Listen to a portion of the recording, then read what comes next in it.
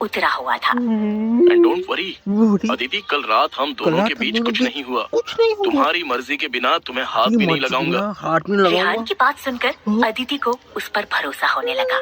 रेहान के साथ रहते रहते वो ये बात जान चुकी थी कि वो कभी उसका गलत फायदा नहीं उठाएगा। अदिति ने कहा, मुझे आप पर भरोसा है, बस हैंगओवर की वजह से मुझे याद नहीं कल क्या हुआ था। कल रात तुम मुझे क्यूट हबी कह रही थी। ये सुनते ही अदिति शर्मा गई और वो मुस्कुराते हुए तेजी से वॉशरूम की तरफ चली गई। तैयार होने के बाद अदिति रेहान के साथ ब्रेकफास्ट करने आ गई। मैंने तुम्हें कभी ड्रिंक करते हुए नहीं देखा। सब ठीक तो है ना? और फिर अदिति ने रेहान को भी ऑफिस में हुई सिचुएशन के बारे में बता दिया। हालांकि रेहान पहले से ही जानता था कि अदिति के साथ कल ऑफिस में क्या हुआ था।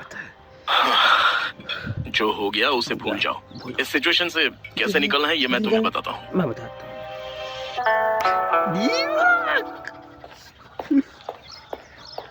अदिति के ऑफिस जाते ही रेहान ने मनोहर को कॉल करके कहा, मनोहर।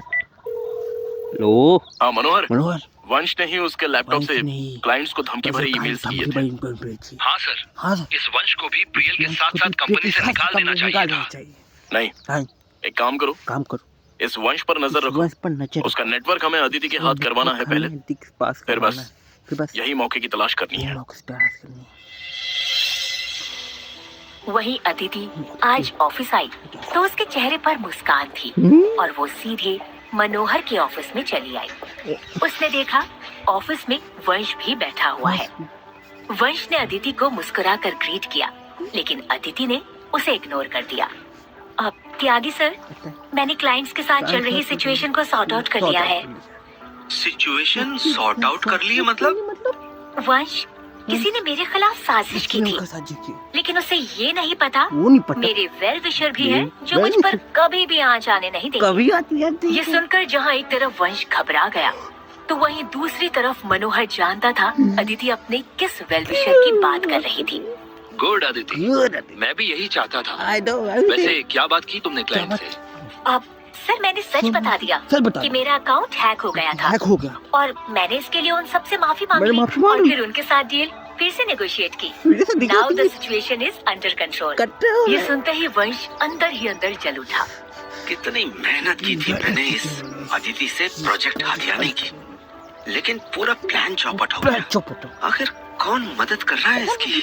सो अदिति, तुमने बेसिकली झूठ बोला। वंश, तुम्हें कैसे पता मेरा अकाउंट हैक नहीं हुआ था? अगर तुम्हें सच्चाई पता है तो तुम ही बता दो, क्लाइंट्स को गलत ईमेल कैसे गए? ये सुनते ही वंश का चेहरा पीला पड़ गया। अदिति, मुझे कैसे पता होगा? But I completely trust you. वंश के बदले बदले सुर देखकर अदिति का वंश पर शक और गहराने लगा और उसके चेहरे पर मुस्कान आ गई। लेकिन अगले ही पल उसकी मुस्कान गायब हो गई जब उसे संजना का कॉल आया। कितनी केयरलेस बेटी है तू। यहाँ तेरी माँ अस्पताल में दम तोड़ रही है और तू ऑफिस में आराम से बैठी चेयर तोड़ रही है। अदिति घबराते हुए, तुम हॉस्पिटल में माँ के पास क्या कर रही हो? संजना मुस्कुराते हुए, मैं क्या कर रही हूँ ये सवाल बाद में कर लेना। जल्दी आ जा, तेरी माँ किसी भी वक्त फ्लाइट पकड़कर खान के पास जाने वाली है। कुटिल मुस्कान के साथ संजना ने फोन रख दिया। अदिति के हाथ पांव कांपने लगे और वो तेजी से ऑफिस से बाहर आकर हॉस्पिटल की तरफ निकल पड़ी। वो हॉस्पिटल के कॉरिडोर में तेजी से भाग रही थी। जैसे ही वो अपनी माँ के वार्ड के अंदर आई, अंदर का नजारा देखकर वो शॉक्ड रह गई। उसकी माँ गीता हॉस्पिटल के बेड पर बैठी हुई थी और सामने संजना थी। अपनी माँ को ठीक देखकर अदिति ने राहत की सांस ली। अदिति गुस्से में, संजना यहाँ क्या कर रही है? शर्म नहीं आती माँ के बारे में झूठ बोलकर? अदिति की बात सुनकर संजना मुस्कुरा रही थी और इससे पहले कि संजना कुछ कहती, गीता ने कहा, अदिति शर्म तो तुझे आनी चाहिए। तूने शादी कर ली और मुझे बताया तक नहीं। अरे आंटी, बताती कैसे? सिंघानिया खानदान के सबसे लूजर, नाकारा और हमारा लड़के से शादी की है। दीदी बताओ ना अपनी माँ को, बताओ ना कौन है तुम्हारा कौन है हस्बैंड? तुम्हारा? संजना को लगा था भले ही अदिति उसे रेहान का सच नहीं बता रही थी, लेकिन अपनी माँ के सामने रेहान का सच जरूर बताएगी। लेकिन उसे क्या पता था कि रेहान का सच खुद अदिति को भी नहीं पता था। अदिति गुस्से में, शट अप संजना, अपनी बकवास बंद करो। और माँ, मैं आपको सब बताने वाली थी, लेकिन अगर मैं बता देती तो शायद आप कभी ट्रीटमेंट के लिए राजी नहीं होती। माँ, ये संजना रेहान से शादी नहीं करना चाहती थी, और रेहान से शादी करने के बदले इसने मुझे आपके ट्रीटमेंट के लिए पैसे ऑफर किए थे। मैंने बस आपकी जान बचाने के लिए रेहान से शादी कर ली। लेकिन माँ, रेहान बहुत अच्छा लड़का है। ये देखकर संजना तालियां बजाने लगी। वाह अदिति वाह, एक और झूठ, वो भी अपनी माँ से। आंटी, आपकी ट्रीटमेंट के पैसे मेरे पापा ने नहीं बल्कि इसके बॉस मनोहर त्यागी ने दिए हैं। अब ऐसे ही तो इसके बॉस ने इसे पैसे नहीं दिए होंगे ना?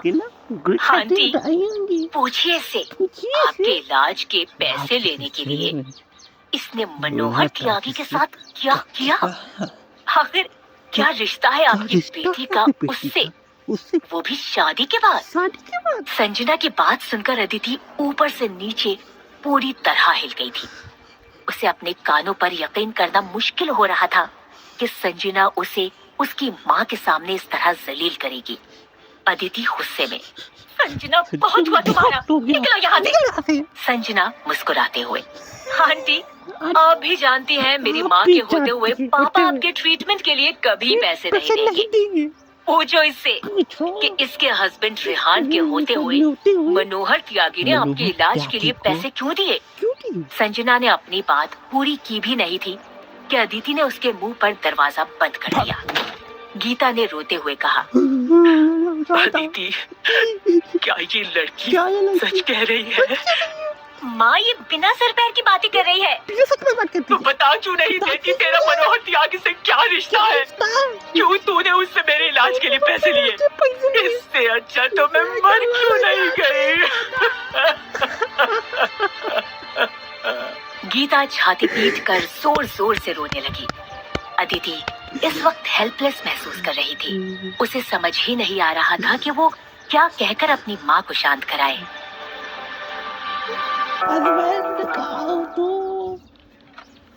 आखिर कौन है इस अदिति का वेल विशर? कहीं ऐसा तो नहीं त्यागी सर खुद अदिति को प्रोटेक्ट कर रहे हैं? लेकिन आखिर किस लिए? वंश अपने केबिन में परेशान बैठा था।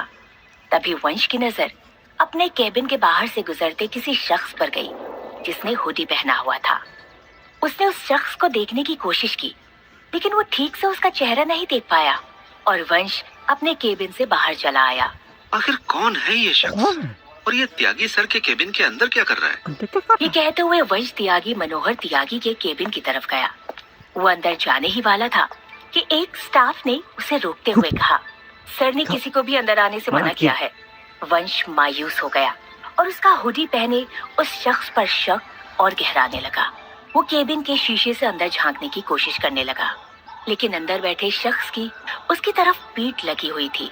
तभी गलती से उसके पैर से पास ही रखा फ्लावर वेस नीचे गिर गया और सब वंश को देखने लगे। वंश को लगा कि वो एक्सपोज हो चुका है। सॉरी, वो पैर फिसल गया। वंश तेजी से अपने केबिन की तरफ वापस जाने लगा, लेकिन तभी कुछ ऐसा हुआ जिससे उसके होश उड़ गए।